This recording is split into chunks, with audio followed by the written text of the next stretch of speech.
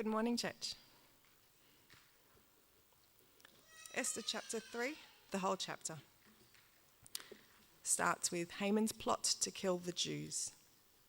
After all this took place, King Ahasuerus honoured Haman, son of Hammedatha the Agagite. He promoted him in rank and gave him a higher position than all the other officials. The entire royal staff at the king's gate bowed down and paid homage to Haman because the king had commanded this to be done for him. But Mordecai would not bow down or pay homage. The members of the royal staff at the king's gate asked Mordecai, "Why are you disobeying the king's command?"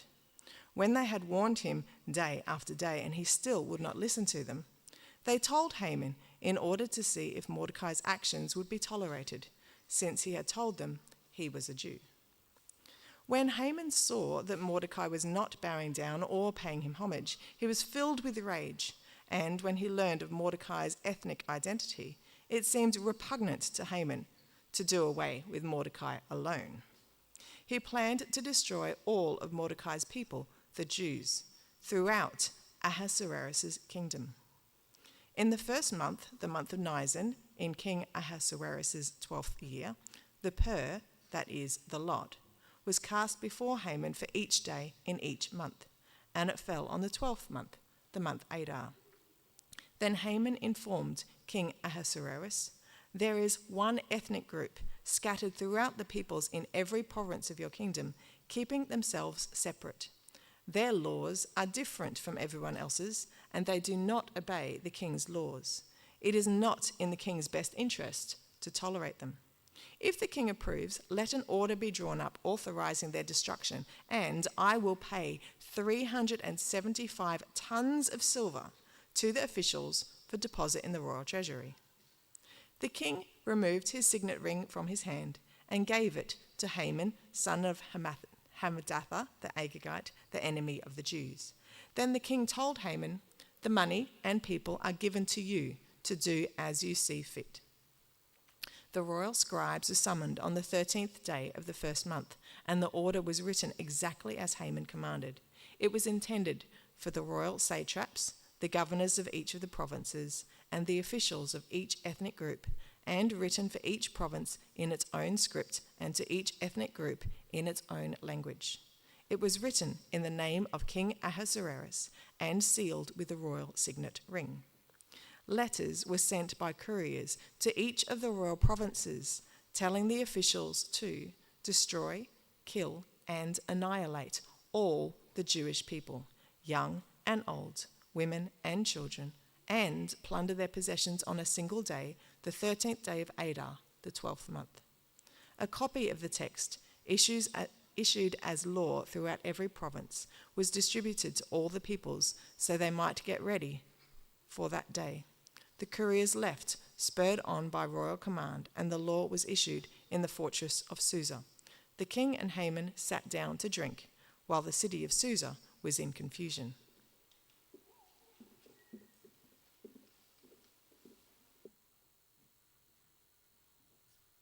Thanks for reading that, Caridwin. Just get this microphone out of the way. But my name is Thom. I'm the youth and young adults pastor here, and we're going to be continuing on looking at Esther this morning. You just heard Esther 3 read out, but actually we're going to rewind the clock a little bit. We're going to look at the last part of Esther 2 that we didn't look at last week, which kind of gives us the precursor to this story, and then into there from here. So as Dave said before, if you've got your Bibles there and you want to have them open, it might be handy because there'll be some bits that aren't in Esther that we'll flick to as well. So you might just want that in front of you. But we will have most of the text up on the screen. Of course, we are in the midst of the Olympics at the moment. Has anyone been watching the Olympics at home? Yes, with great enthusiasm by the sounds of it. Okay, so there's been heaps of events and stuff going on, but probably the thing that got talked about more than any other singular event was the thing that happened before the events. And of course, that was the part of the open ceremony during the Paris Olympic Games. Now, this is the particular scene. There was other bits and pieces that people got angry or outraged about, whether rightly or wrongly. But it's this scene in particular that caused the most fuss. And what it appears to be is this kind of drag queen and LGBTQI plus whatever reworking of the Lord's Supper, as you can see kind of mirrored there in the left-hand corner. The guy in the blue there isn't a representation of Jesus. He's a representation of a guy called Dionysus, who was a kind of Greek god of food and wine. But it's all been slapped together to bring this image. And a lot of people were outraged about that. If you have YouTube or Sky News or anything like that, and you watch like particularly those guys take on it, they were quite angry about it, and they were back and forth in the comment in the panel there, talking about how offensive it was, and how they would never dare do something like this to, say, members of the Islamic religion or something like that. It was all this thing that just really boiled up, and it caused a lot of people to look at this and say, how did France go from being this country that was this, the pinnacle of Catholicism once upon a time, to this? Where did how did our world go this way? Is the world out of control? And what happened to get us to this point? And a lot of people are pulling out their hair or asking that same question, what has gone wrong? And feeling like they're on the underside of it. Well, that kind of brings us to the story today, because in the story we find out today that things go very wrong very quick. And there's a line at the end that we'll come to that shows a big disconnect between what the king and Haman are doing and what the rest of the people are feeling. But I'm hoping as we go through this that we might be assured, but probably not in the way that you think. So let's have a look. Let's have a look at Esther 3. We're going to kind of look at three stages of plots that kind of go through this chapter, well, starting in chapter 2, at the end of chapter 2 and then 3. There's a plot that's uncovered, there's another plot hatched, and then that plot thickens. So if you've got your Bibles there, turn to chapter 2, verse 19 is actually where we're going to start. Now I've got the NIV version up on the screen here, but whatever version you've got, I'm sure, is fine. This is what it says here. When the virgins were assembled a second time, Mordecai was sitting at the king's gate. But Esther had kept secret her family background and nationality, just as Mordecai had told her to do, for she continued to follow Mordecai's instructions as she had done when he was bringing her up. Okay, the scene starts here. This is after, so Esther has just been made queen. There's kind of been a banquet about it. Everything's going great. And in my kind of Sunday school version of growing up with this story, all the images of Mordecai, I think, are of this kind of poor, raggedy old man that just sits outside the gates like a dog waiting for his owner to come home. That's not really the image, though, of what's actually being portrayed here. Mordecai, as he sits out the front of the gate, isn't just like waiting because he's been locked out.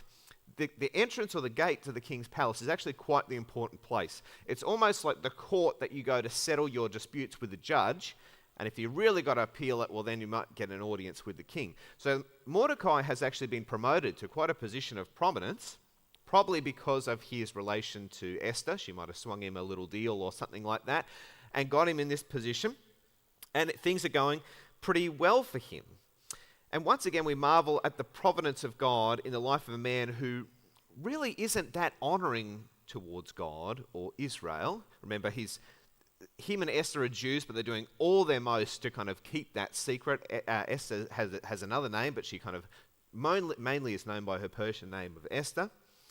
And they've neither revealed their identity. In fact, Mordecai is explicitly telling Esther not to reveal their identity. And we saw Esther's actions last week. She's happy to do pretty much whatever it takes to get to the top of being the queen of Persia.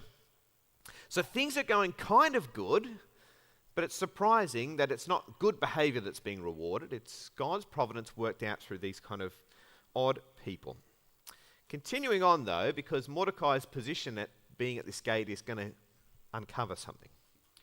During the time Mordecai was sitting at the king's gate, Bigthana and Teresh, two of the king's officers who guarded the doorway, became angry and conspired to assassinate King Xerxes. Now, this version, the NIV version, has King Xerxes. The version you heard out read before has Ahasuerus. It's just it's just a Hebrew or a Persian version of the same name. And to be honest with you, I find it a lot easier to say Xerxes than anyway. The point is here, for the Australian audience, Bigthana and Terry here have got pretty upset with Xerxes. Now, why? I'm not exactly sure. It could have been the fact that, remember the king, Rick was saying in the earlier sermons, between kind of the king getting rid of Vashti and then being furious, that some of that rage might be due to the fact that he tried to conquer Greece and failed. And so whether that has kind of come back on his head and now his own staff think he isn't as powerful and wealthy and good as he said he was, we need to get rid of him. Whether they're kind of Queen Vashti's supporters and they're loyalists to her and so they want to assassinate the king. Maybe they just hate Esther and they don't like her or don't like what that's about. There is this kind of idea that the king is only supposed to marry inside the family, or inside certainly the Persian kind of race and culture, not these kind of outside Jewish ladies. And so all these reasons are swirling around as to why these people could be upset. And in fact, later on in life, King Xerxes will be assassinated. I think it's 14 years after this. That is how he will eventually die. But these guys have a plot to get rid of the king. And Mordecai is the one who finds out about it. Oh yeah, there's Big Thana and Terry doing the deed there. All right. Mordecai found out about the plot and told Queen Esther, who in turn reported it to the king, giving credit to Mordecai. And when the report was investigated and found to be true, the two officials were impaled on poles. All this was recorded in the book of the annals of the presence of the king. Okay, there's a couple of things there that you want to put your finger on that are going to appear later on in the story. The notion of being impaled on poles kind of becomes a theme throughout this book, and also writing things down in this book called the Annals of the King. That's going to be important for later on in the story. Now, some of your versions there might say that he was hung, the guys were hung on gallows, and that might also reoccur for you later on in talking about Haman and Mordecai. I think that might be a kind of modern idea inserted back into the text, the idea of hanging by your neck from a rope, as in our very kind of English style, gallows kind of thinking. The simplified version of the Hebrew wording here is just saying they're stuck, or they're pegged, or they're impaled, or they're hanging from a tree. Now, you could say, well, that sounds a bit like hanging from the neck, but you could also think about it like fixing a photo frame to the wall or sticking something down to hang. Also, if we look at the historical context, you'll see that impaling in the Persian era is actually a pretty common means of execution. And so that's probably what's going on here when we see these guys getting impaled, and what we'll hear about with what Haman's plan is for Mordecai later on. But all in all, in this very short period of time here, we're not seeing a structured, organised, peaceful, coherent society. We're kind of seeing turbulence. Remember, the start of the book started with King Xerxes talking about how great everything was and throwing these banquets, and he was pretty sure that this conquest he was going to launch on Greece was going to turn out great. By the time we've got to the end of chapter 2, things are not going great. There's plans to overthrow the king, there's people being killed, there's kind of indecision about killing them, there's this investigation first to find out if it's true or not. Things aren't quite going the way that you would think in a kingdom that was supposedly pegged out to be the best thing that it could be.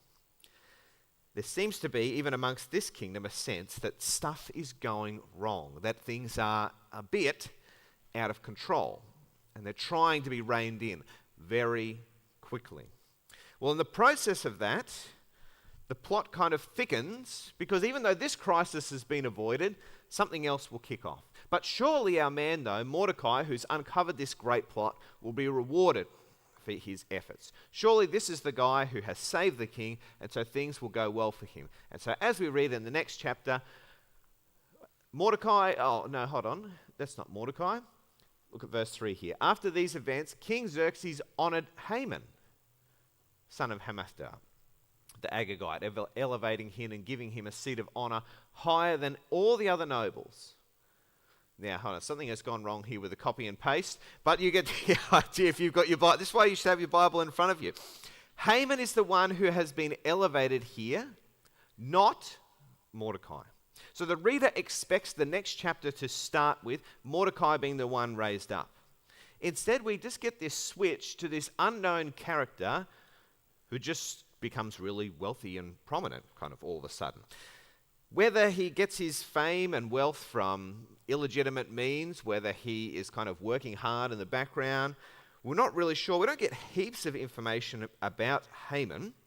It is interesting, though, that Haman's uprising is kind of juxtaposed with where we expect Mordecai's to be. Something has flipped here. We expected one thing, we got another. And this topsy-turvy flipping nature is also a theme that will come back later in the book. Now, who is Haman? Well, he gets described here as an Agagite, which could mean that he came from a district in the empire known as Agag. But it could also mean that he's a descendant of this guy called Agag, who's the king of the Amalekites. And this is probably the stronger of the ideas. If the latter is the case, then we get an idea or a picture why this guy Haman hates the Jews. It's because they've got a long-running feud, or more than a feud, between the Amalekite people and the Jewish people. It actually goes all the way back to the story of Exodus. So Moses and the Israelites have escaped Egypt, and as they're going through the desert, they're attacked in the rear, as they're kind of escaping this army trying to sweep up behind them, this army of the nation of the Amalekites. There's our man Haman. This is what happened in that story happened, in Exodus.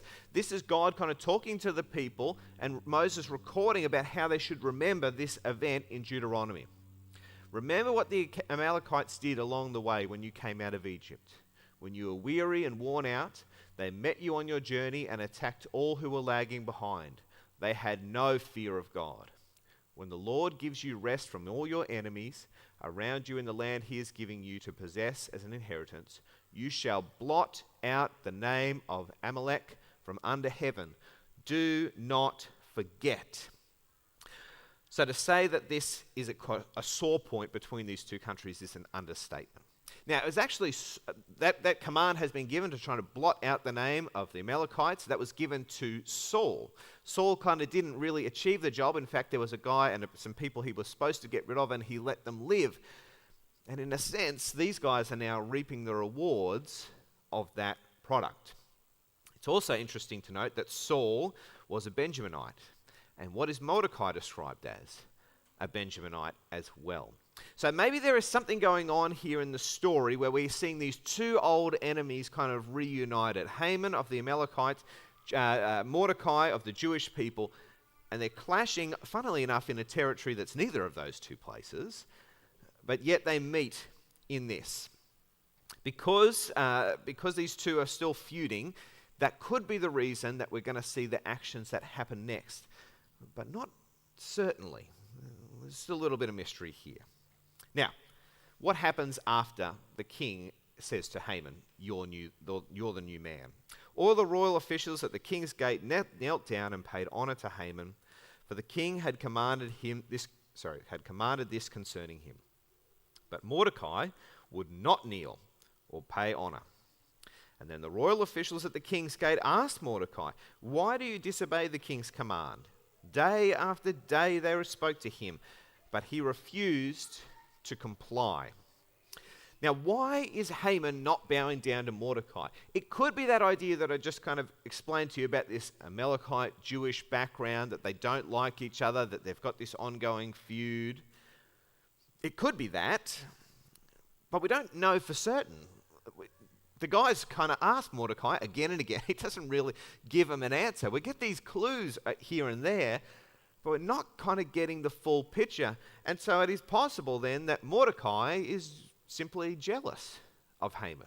He was the one who was supposed to get rewarded. He was the one who was supposed to get boosted up, and that hasn't happened.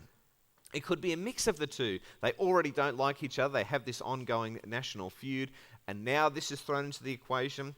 We just don't get a real reason. And that's kind of the theme of this whole book in general. We kind of look for these very stark and clear markers of morality to pick the goodies and the baddies, and we're constantly not given it. Or the people who we know are going to be turning out to be the heroes act in ways that are more villainous at the start. All of this is still swirling around to give us this sense that things are just not the way they should be. Things are kind of happening out of control a little bit. But now that Haman knows that this guy called Mordecai, who he kind of probably already doesn't like, isn't doing what he's supposed to do, particularly in regards to honoring him, what will Haman do about it? Here's his plan. Therefore they told Haman about it to see whether Mordecai's behavior would be tolerated, for he had told them he was a Jew. And when Haman saw that Mordecai would not kneel down or pay him honor, he was enraged. Yet having learned who Mordecai's people were, he scorned the idea of only killing Mordecai. Instead, Haman looked for a way to destroy all Mordecai's people, the Jews, throughout the whole kingdom of Xerxes. In the 12th year of King Xerxes, in the first month, the month of Nisan, the pur, that is the lot, we'll come back to that idea, was cast in the presence of Haman to select a day and a month. And the lot fell on the 12th month in the month of Adar. The whole book of Esther here doesn't feature God as a character. God doesn't intervene. God doesn't speak to Esther or Mordecai. There's actually very little reference to God at all. It's more kind of implied. But don't think that this is a kind of secular atheistic story that happens without respect to kind of divine power. Because Haman here, when he looks to see, when will I get rid of these people? He uses a method of divination. He uses this kind of rolling of the dice or these lot casting to consult the gods or the spirits or whoever to see when he should do it. He wants divine instruction to know when he should get rid of these people. Haman doesn't like Mordecai, and he's hatched a plan not only to kill him, but to kill all the people who are even like him, all the Jews. And he's seeking divine help, or spiritual help, or satanic help, whatever you want to call it. And it's all rolled into this one kind of idea of destruction. Mordecai wants them gone. Now, as we look at this story, like I said before, because we have so little mention of God, we can look at this and then sometimes look at our own lives and get stuck in what I would call the secular sacred divide. That we see things that are very clearly God things, and we see things that are very seemingly very clearly secular things, and we divide those two actions. And this story here, whilst it looks like a very secular story, there is a lot going on behind the scenes that is pointing out that that's not the case. And I think here is a moment that interjects here. When we think that God is not in the picture, when we think that this is just something I'm doing, or this is the way I live out my life in a purely amoral sense, and God only is concerned about Christian things and praying and going to church and whatever, incidents like this show us that God is more at work behind the scenes, and the supernatural world is more behind the scenes than sometimes we give credit for. There is, I don't think, a divide between the secular and the sacred. They're all kind of blended in together. That's why Paul says that all things, whether you eat or drink, you do all things for the glory of God.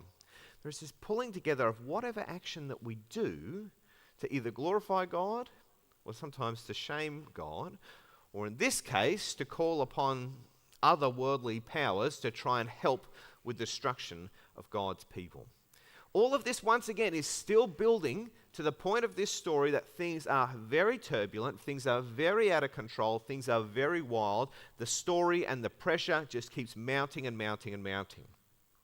And there's one final way that this will all come together, because Haman isn't just content to resolve this by himself, or even between him and whatever divine powers he's seeking. He wants to take it all the way to the top. This is what Haman does in the last part of chapter 3. That Haman said to King Xerxes, "There is a certain people dispersed among the peoples of all the provinces of your kingdom who keep themselves separate. Their customs are different from those of all the other people, and they do not obey the king's laws. It is not in the king's best interest to tolerate them. If it pleases the king, let a decree be issued to destroy them, and I will give 10,000 talents of silver to the king's administrators for the royal treasury." The version you read before said something along the lines of 375 tons of silver. That's a lot now. That was a lot then too. That's a lot of money. This is Haman's kind of coup de grace. At the end of his speech, he's offering this huge sum of money to the king to get him on side. According to this Greek historian Herodotus, apparently the annual income of the whole Persian Empire was 15,000 talents. So he's offering 2/3 of the whole year's income of the empire in one go. Haman's desperate to get this deal across the line. But it's interesting And I would say as well, I think that would be somewhat tempting for a king who's just lost a war and who's spent a ton of money on banquets and beauty pageants and whatever else. He's probably desperate to kind of fill the coffers of the royal treasury to get them back on track because they're kind of starting to get a little out of control. But this is the king's reaction to this idea. So the king took his signet ring from his finger and gave it to Haman, son of Hammedatha, the Agagite, the enemy of the Jews. "Keep the money," the king said to Haman, "and do with the peoples as you please." That's how much the king is kind of on board with this idea. No matter how out of control, no matter how drained the bank accounts are, I am so sold on this that I'm going to give you my ring so you can act as the king yourself to enact these ideas. Now, Haman being listed here as the enemy of the Jews, see that line there? That could be another link to the kind of Amalekite past, or it could be, once we kind of know the full story, we're going to see why Haman is the enemy of the Jews. But once again, it's all coming together here. Things are not going good. Even the king who married this Jewish girl, now he doesn't know she's Jewish at this point in time, as soon as he hears an idea like this, he was willing to compensate a little bit when it came to the impaling of those two guards, or we need to investigate this properly. Or when it came to finding a new queen, he was willing to go through a very lengthy process. When Vashti disobeyed him, he didn't kill her, he kind of just set her off to the side. He was willing to show a little bit in that. But with this idea, I'm sold. Get rid of him. Whatever you need to do, take the ring, get the job done. Things are looking pretty bad here. And Haman is going to set it all in action. On the 13th day in the first month, the royal secretaries were summoned. They wrote out the script of each province and in the language of all people. And Haman's orders to the king, to the satraps, to the governors, to the various provinces, and the nobles, the various peoples. These were written in the name of not Haman, but King Xerxes himself, and sealed with his own ring. Dispatches were sent by couriers to all the king's province with the order to destroy, kill, and annihilate all the Jews, young and old, women and children, on a single day, the 13th of the 12th month, the month of Adar, and to plunder their goods. A copy of the text of the edict was to be issued as law in every province and made known to the people of every nationality so that they would be ready for that day. This has a very Daniel feel to it. You know, the book of Daniel, we see oftentimes there's these orders to eradicate people after they can't tell the king's dream. He's just going to kill all the magicians. Anyone who can't bow, you're going to be killed off. It has a very kind of all or nothing feel to it like that. Yet by the same token, this book is a very anti-Daniel book. When we look in Daniel, we see these kind of heroes stand up. We don't get that in this part of the story. We're seeing the main characters be far more compliant with the empire around them than they are kind of sticking out and looking different. Things are just still not looking how we normally want them to look in a Bible story. It's not clear. The good guys aren't clear. The bad guys seem to be very clear, though, at this point. It's hard to see the morality. It's hard to see the direction. What is going on in this kind of turbulent system? Well, there's one last bit, because the people, I think, are feeling a little bit like the same way we might be feeling. The couriers went out, and spurred on by the king's command, and the edict was issued to the citadel of Susa. The king and Haman sat down to drink, but the city of Susa was bewildered. Now, over this week, probably as a result of the Olympics being in Paris, I've been watching a bit and listening to podcasts and things a little bit about the French Revolution. And one of the things that kind of sticks out about it is how much that the fire of the revolution was fueled by this huge disconnect between the aristocracy and the elites and the kind of poor. And some of these things that are going on that just make you just shake your head. There's a famous quote, it's almost certainly fictitious, but it just fitted so well with the story that everyone bought into it. That the Queen of France at the time, Marie Antoinette, when posed with the question, what will we do with all these starving peasants? They don't have bread to eat. Well, she said, we'll just let them eat cake. And then she also, that probably part is probably not true. That's probably misquoted to her, but it's certainly distributed. The part that is true is that she, and she wasn't the only one to do this, all these nobility had these fake little peasantry kind of villages in their palace grounds, so they could pretend to play peasants in their off time while the real peasants were out there starving to death. There's a massive disconnect between what these people thought was going on and what was actually going on. And I think the king and Haman are a little bit in the same boat. They might be pretty sure about what they're doing, and everyone's just sitting back and saying, what is happening to this place? What's going on with this crazy world? And just as we say that, then we might say, what's going on with our world at the moment? We look at the events going on, we look at the wars that are going on in places, we look at things displayed in the Olympics, and we say, what is happening around us? I think, though, there is something that can help us out a little bit. And it's not this. When we start to kind of Sunday schoolify stories, and we like to try and keep them consistent, I think it breeds in us a consistently bad view of the Bible. That is, that the Bible is primarily an instruction book full of heroes to model yourself after. If you think that, you're going to have a really bad time with the story of Esther. If you're hearing sermons, this is kind of pretty typical, you're made to be a Mordecai, or the Haman in our lives, or Esther the example. If you're following these people as the virtues and the morality people that you should chase after and be like them, it's not going to quite work out. In this story, the world seems to be out of control, and instead of trying to convince you otherwise, I think the passage and the point of the story you're trying to get is, yes, the world is out of control. It looks crazy. It looks wild. It looks like it's not supposed to be the way it is supposed to be. And I think here's a little bit of bonus trivia. The true trouble comes as Christians, not when we're faced with adversity, but when we expect that we shouldn't face adversity. The kind of point here is that we had this, I think in the Christian world anyway, we had this little bit of time that we call Christendom, where a lot of good things happen. You have the printing press, and you have the spread of Christian ideas and all this kind of stuff. But during that time, we probably got a little too cozy with the world, and we got a little too cozy with the world as our friends and our supporters. And we got used to that being the norm. But really, we should see that period of time as kind of the exception rather than rule. Why? Because Jesus himself says so. If the world hates you, keep in mind that it hated me first. If you belong to the world, it would love you as its own. As it is, you don't belong to the world, but I have chosen you out of the world. That's why the world hates you.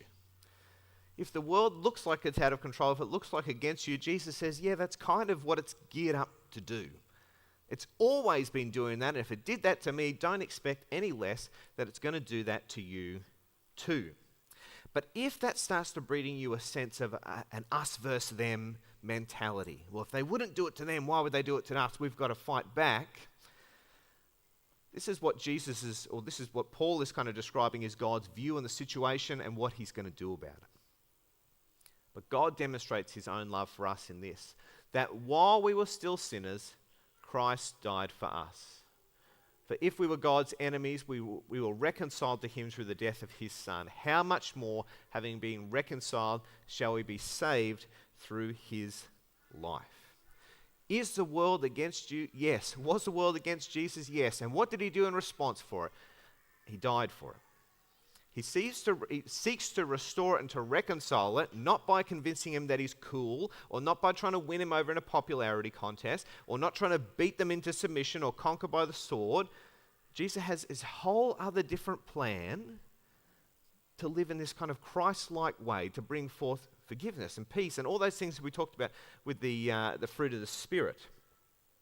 When you see the kind of the French Olympic kind of opening thing, it can be really tempting to buy into the kind of getting sucked into the Christian outrage culture, or just general outrage culture. I tell you, it's a pretty futile effort, I think.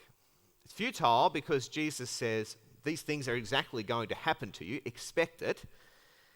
It's an ugly look, I think, because people are turned Are people really kind of being turned to Christ by the Sky News style responses of, if we acted more like those Muslims and bashed them down, these things wouldn't happen to us? I don't think so. What's even worse, someone put out this video in the wake of that kind of opening ceremony, this video of all these thousands of people who gathered in Paris to pray for the event. And everyone looked at it and started sharing it as this thing got shared over 300 times. Look at this video of how people have gathered to pray. It was all fake. Someone took footage from 2 years ago from a festival and then replayed it in that point. But people, because they love the outrage culture, just bought into it wholesale. Just sucked it up like nothing else because they just wanted to fuel the get square. It's an ugly look, I think. And thirdly, it's just not Christ-like. Jesus told you what was going to happen, and he shows you what his response is. It's not the outrage response. When the world seems out of control and against us, there should be a large part of us, I think, that is saying, yeah, I was kind of expecting that. Because that's exactly what Jesus has been saying. But our response, I don't think, should be to win back kind of popularity and to say, well, if we were cool again, if on top again, these things wouldn't happen. I think the response is to say, how can I live like and how can I proclaim Christ in a time such as this? And if you're wondering a little bit how to do that and how to process that, we've had this kind of book get mentioned a couple of times before, and I've mentioned in home groups and stuff. You should grab it and you should read it. It's by a guy called Stephen McAlpine called Being the Bad Guys. The whole premise is, if you are going to be seen as a bad guy in society, as a Christian, well, maybe lean into that. But be the most Jesus-like bad guy that you can be, that people are utterly confused. How come you're supposed to be the most hateful person in the room and you're acting the most loving? So you can grab that on Audible, you can find it in a bookstore or whatever else. If the world seems crazy, it is crazy. It's been promised to be crazy. Jesus has entered into that crazy world, with a crazy response, I would actually say. To not go head to head with it, fist for fist, but to bring about love, reconciliation, and reuniting us with God. Let's pray and finish up there. Heavenly Father, we look out in the world and we see things that we don't like. That's the exact world that you sent your Son into. Help us to live like your Son in that world. Help us to be people who draw people to you instead of looking for a fight to stay on top.